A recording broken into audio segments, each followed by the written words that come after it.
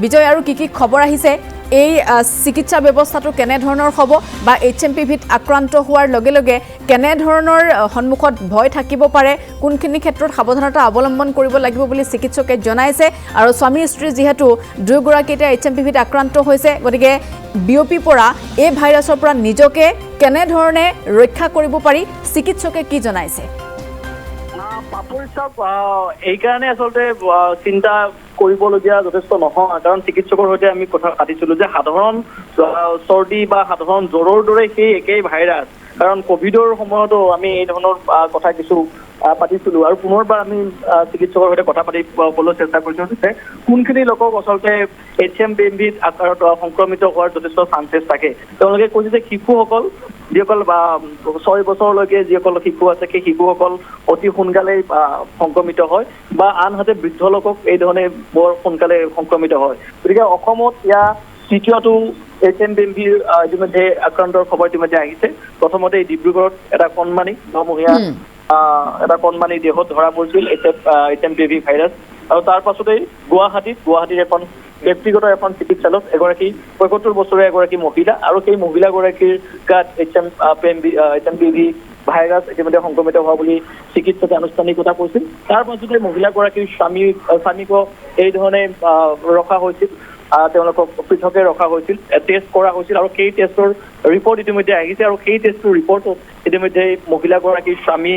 যে HMPV ৰোগত আক্ৰান্ত হৈছে সেই কথাখিনি ইতিমধ্যে সদৰি কৰিছে গতিকে চিকিৎসকক আমি কেইটামান প্ৰশ্ন কৰিছিলো যে কি ধৰণে ইয়াৰ প্ৰতি সজাগতা ল'ব লাগিব বা কি ধৰণে কৰিব লাগিব এটা কথা তেওঁলোকে উল্লেখ কৰিছে যে যিসকল শিশু আছে এই শিশুসকলে এই দিনখিনিত বিশেষকৈ বা তেওঁলোকে বিদ্যালয়লৈ যোৱা বা যিসকল লোক আছে তেওঁলোকে বিভিন্ন স্থানলৈ যায় তেওঁলোকে কিছু সঘনাই তেওঁলোকৰ মাস্ক পৰিধান কৰাৰ কথা তেওঁলোকে কৈছে বা সঘনাই হাত তেওঁলোকক ধুই ধোৱাৰ কথা কৈছে বা চেনিটাইজাৰ কৰাৰ কথা তেওঁলোকে কৈছে আৰু কিছু তেওঁলোকে ছ'চিয়েল ডিষ্টেঞ্চটো অকণমান মেইনটেইন কৰিব দিছে আৰু তেওঁলোকে এইখিনিয়ে কৈছে যে খোৱা খাদ্যৰ প্ৰতিও অকণমান গুৰুত্ব দিয়াৰ কথা কৈছে পানী যথেষ্ট পৰিমাণে খোৱাৰ কথা তেওঁলোকে কৈছে গতিকে কেইবাগৰাকী জ্যেষ্ঠ চিকিৎসকৰ সৈতে আমি গোটেই বিষয়টো সন্দৰ্ভত কথা পাতিছো তেওঁলোকে কৈছে যে সাৱধানতা যদি অৱলম্বন কৰা হয় তেতিয়াহ'লে এই ৰোগৰ পৰা কিছু হ'লেও তেওঁলোকে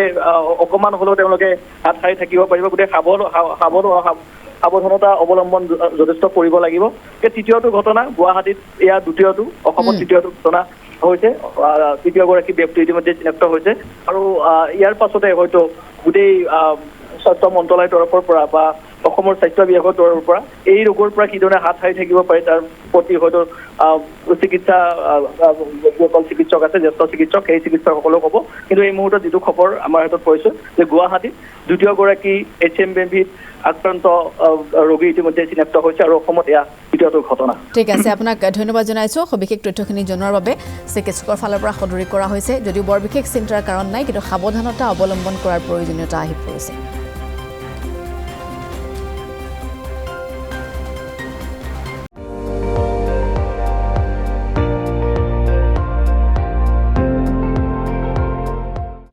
আপুনি চাই আছে ND24 সৰ্বশ্ৰেষ্ঠ নহয় সৰ্বোত্তমৰ দৌৰ